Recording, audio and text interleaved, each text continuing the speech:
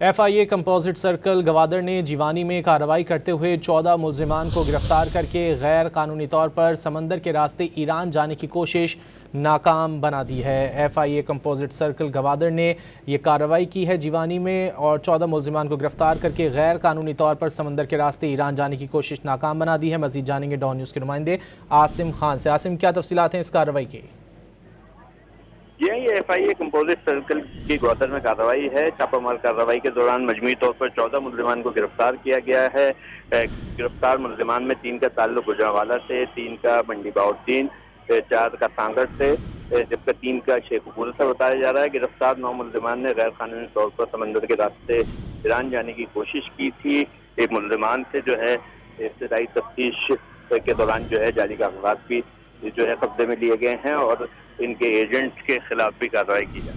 बहुत शुक्रिया आसिम खान इन तफसीलात के लिए।